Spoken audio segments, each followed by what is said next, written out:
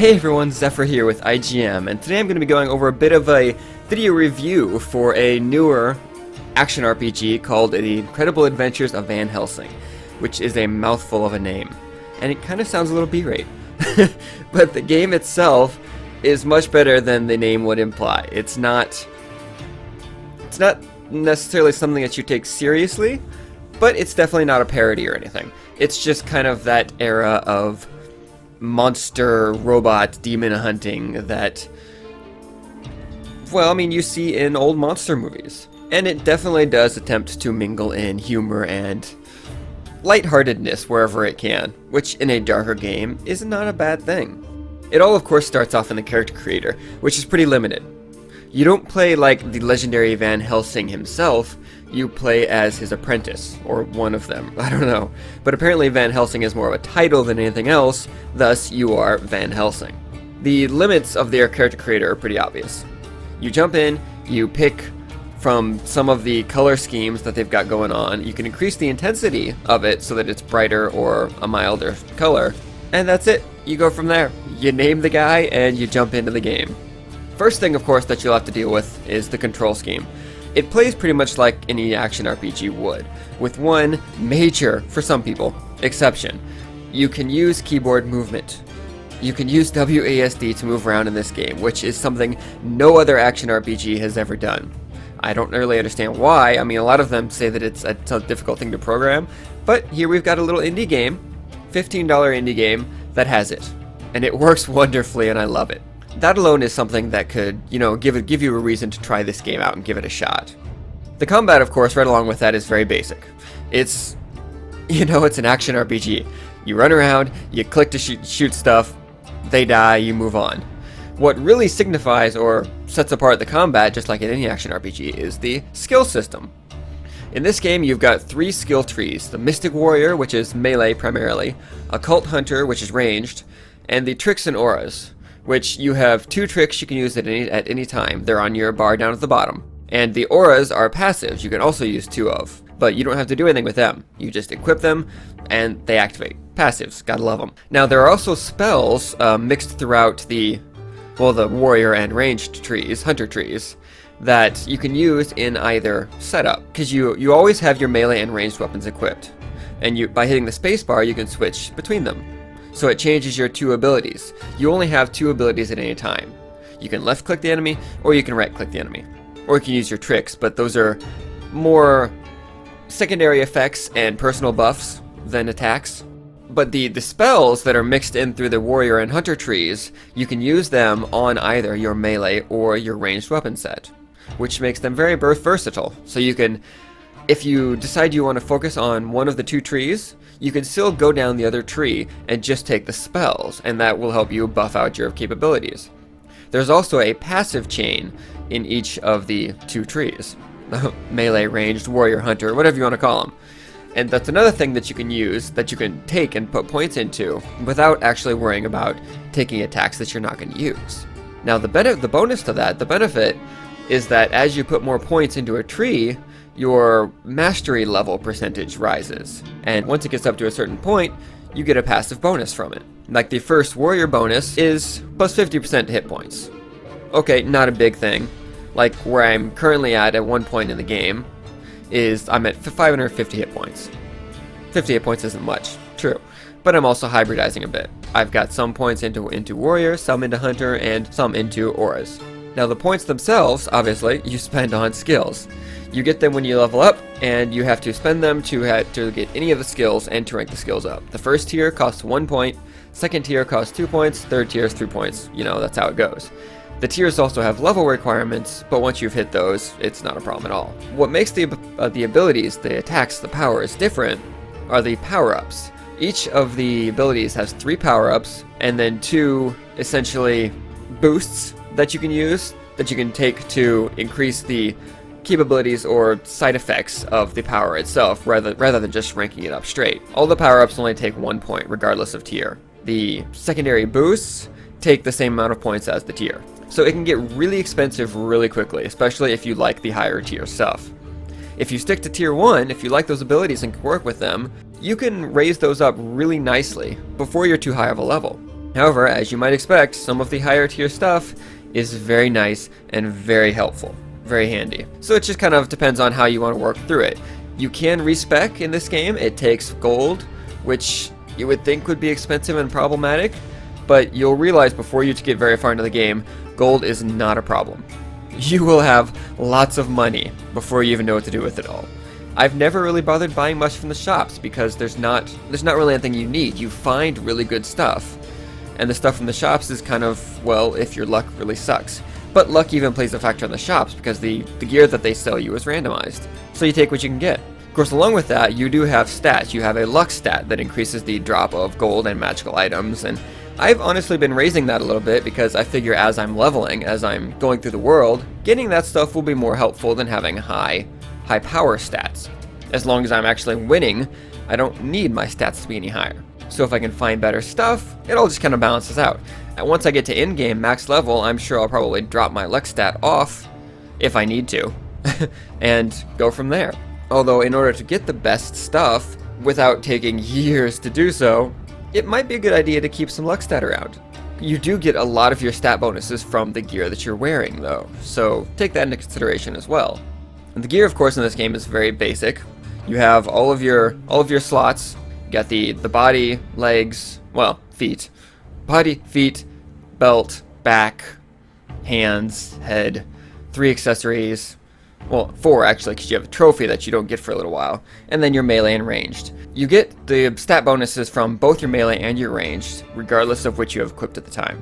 So if there's one you like to use, like I generally go melee. So the ranged weapon that I'm using, I decide what to equip pretty much purely depending on the stat bonuses that it gives. Obviously, you can switch that around, or you can focus on both. It can really help you start a battle off right if you have a good ranged weapon, because you kill them off before they even get to you, and then you swap to melee and go from there.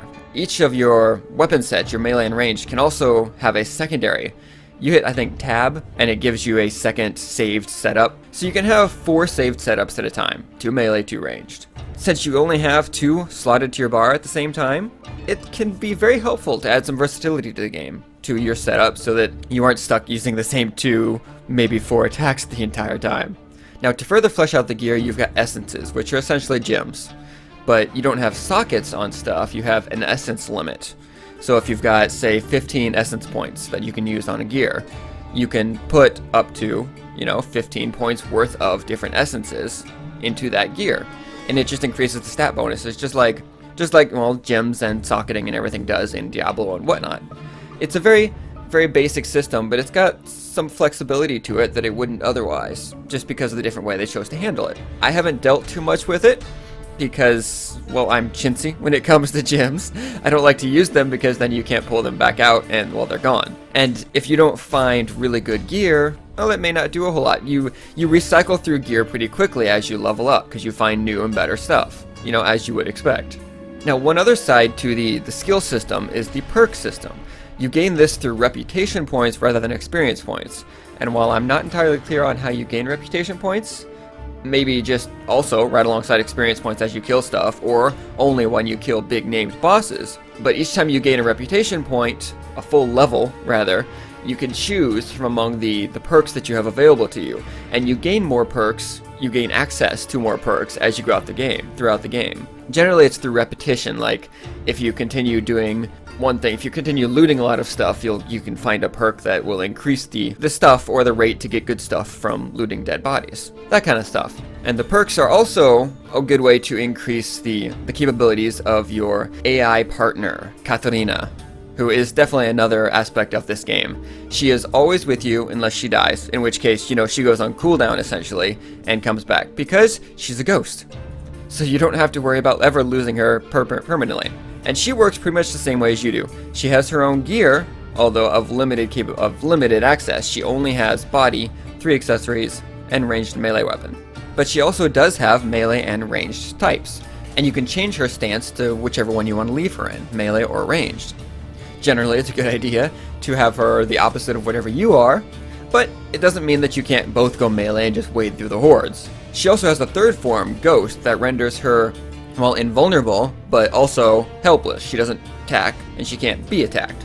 but she does grant you more passive resistance while she's in that form. So if you know that you're overwhelmed and she's gonna die and you might die, it might not be a bad idea to throw her into that form, ghost form, and maybe keep you alive long enough to win the battle. And then you don't have to worry about losing her, because once she dies, well, she's useless entirely. She also has her own skill tree that she gains points through while leveling, just like you do. But with the exception of one, her very first one, which adds paralysis effects to her attacks, all of the rest of them are passive boosts to you, Van Helsing. And they vary from raising your attack speed to raising your gold, your magic item find, your resistances, your spell power, your attack power, anything and everything like that. I personally would put 1 point in everything, so I just have a little passive bonus everywhere. But you can, of course, choose to focus on certain things. She also has tiers, so 1 skill point, 2 skill points. She doesn't go up to 3, thankfully, because she doesn't gain them quite as fast as you do. But they're a massive help. And even when she dies and has to go on cooldown, you still keep the passive bonuses that she grants you. So that's never a problem at all. So actually when she dies, she's not completely useless. It's still better to keep her around than to let her die off, but it's nice to know that her levels are never wasted. She's always of help to you. And the interactions between these two are really a lot of what set the feel of the game. She's bound to you, but she definitely does not think of herself as a slave or servant or vassal or anything. She's perfectly willing to speak her mind, and she generally calls you things like idiot and, helpless, and yeah. She doesn't think all that highly of you, even though she probably respects you somewhere deep down.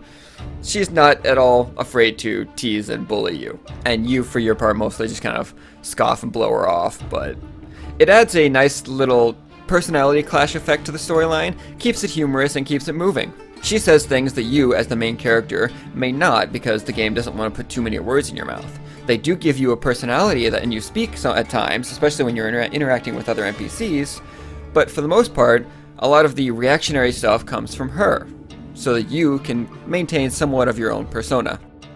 Now, as I mentioned, the game itself maintains somewhat of that old monster movie type feel, and whether or not you like the game might hinge a little bit on that, depending on how much the game setting and theme and feel really matters to you. But it's a nice concept. It doesn't take itself too seriously, there's some humor involved, but there's also you are actually going after something in the game. There is a little bit of a plot and, meaning to the story. It's not just thrown in there to flesh out the game between the battles. There is something that you're aiming for and that you're after, and you do kind of get curious to know what it is.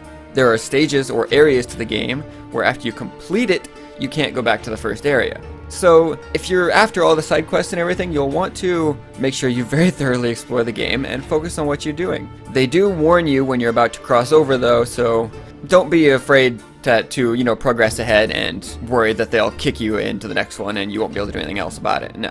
When you try to change areas, it will tell you that you cannot go back. So, that's obviously a good time to go back if you think you missed anything. And that's pretty much the gist of Van Helsing, though, or rather, the incredible adventures of Van Helsing, as they called it. It so far has been a very fun little action RPG that is definitely worth its cost. It's not, the free-to-play cash grab that, I won't get into names, but it's not free-to-play, therefore you don't have to worry about a cash shop of any sort. There's no anything to it. I mean, it doesn't even have the potential cash shop of, like, Path of Exile. While that one's free-to-play and has, it's a very, very limited cash shop. This one, it's a good, old-style console-type game. I mean, not console, but if you pay it once, and you have the game. You have the entire game without any worry at all. It's just there for you. And there's something nice about that at times. But that's going to do it for me today. By all means, check the game out, see what you think. It is, a good addition to the line of action RPGs that have been coming out lately. It's definitely worth a try. Thank you for joining me, though. I will catch you all next time. Take care and see you later. Thanks for joining us here at IGM, and make sure to hit that subscribe button so you can stay on top of all the latest indie news, gaming, and reviews. And be sure to let us know what you want to see by leaving us a like, comment, or favorite so that we can continue to develop content best suited for you.